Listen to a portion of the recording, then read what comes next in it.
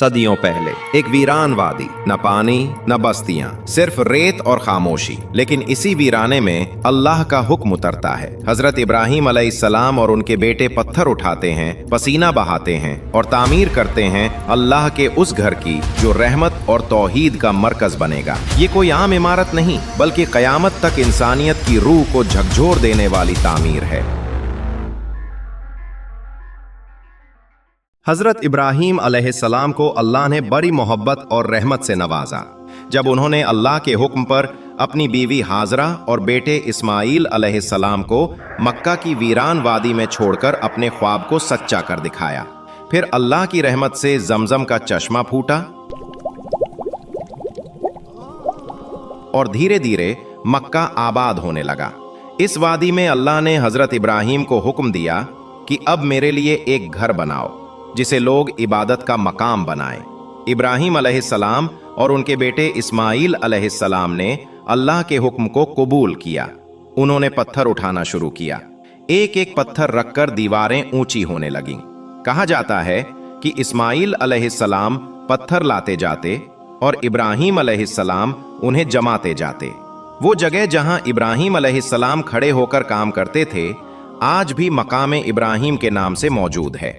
जब काबा की तामीर मुकम्मल होने लगी तो दोनों नबियों ने हाथ उठाकर अल्लाह से दुआ की, ऐ हमारे रब, हमसे ये अमल कबूल फरमा, तू सुनने वाला है, जानने वाला है।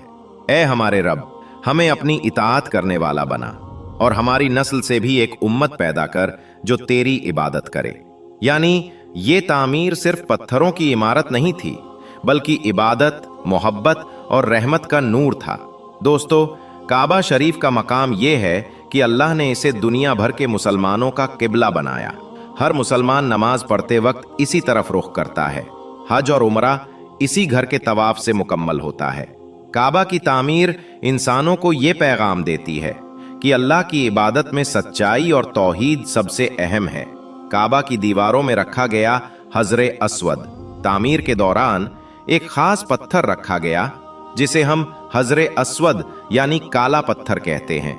यह पत्थर जन्नत से उतारा गया था और शुरू में सफेद था, लेकिन इंसानों के गुनाहों की वजह से इसका रंग काला हो गया। इब्राहीम अलैहिस्सलाम ने इसे काबा के कोने में लगाया। आज तक हज और उमरा करने वाले इस पत्थर को चूमने की कोशिश करते हैं। काबा की तामीर सिर्फ इमारत बनाना नहीं था, यह सब्र, मोहब्बत और अल्लाह पर भरोसे की सबसे बड़ी मिसाल थी। सोचिए, एक वीरान वादी में एक बाप और बेटा दोनों मिलकर ऐसा घर बनाते हैं जो कयामत तक अल्लाह की इबादत का मरकज बन जाता है। तामीर के बाद से अब तक काबा में कई अहम बदलाव, मरम्मत और ऐतिहासिक वाकयात हुए हैं। सबसे पहली मरम्मत हजरत अदन अलैहिस्सलाम के दौर में हुई। काबा में वक्त वक्त पर बारिश और जमीन की नाजुक हालत की वजह से नुकसान होता रहा। उस वक्त हजरत अदन अलैहिस्सलाम ने इसकी मरम्मत की। ये मिसाल है कि इंसानियत हमेशा अल्लाह के घर की हिफाजत में जुटी रही। फिर आया कुरैश का दौर। जब मक्का में कुरैश कबीला सत्ता में आया तो उन्होंने काबा को एक अहम मजहब का मरकज बनाया। काबा की हिफाजत और हज की रिवायतों को पूरे ढंग से कायम किया गया। इस दौर में हज और उमरा की तस्बीत हुई और लोगों को अल्लाह की राह की तरफ रहनुमाई मिली। वक्त के साथ हजरे अस्वद में मामूली टूट फूट हुई, मगर हर बार इसे सही जगह पर रखा गया और इसकी इबादत जारी रही। फिर आया 7वीं सदी, हजरत मोहम्मद सल्लल्लाहु अलैहि वसल्लम का दौर।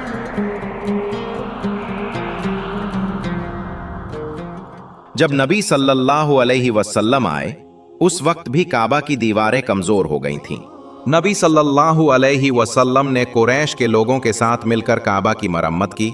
हजरे अस्वद को सही जगह पर रखा गया और इस मकाम को अल्लाह की इबादत का मुस्तकिल मरकज बनाया गया। 20वीं सदी से पहले काबा की आखिरी मरम्मत 1629 में हुई, जिसे सुल्तान मोहम्मद फरसी ने करवाया था। इस मरम्मत में काबा को और मजबूत किया गया ताकि आने वाले वक्त में यह महफूज रहे। फिर आया 20वीं सदी। साल 1941 में काबा की दीवारों और नींव की नई तकनीक से मरम्मत हुई।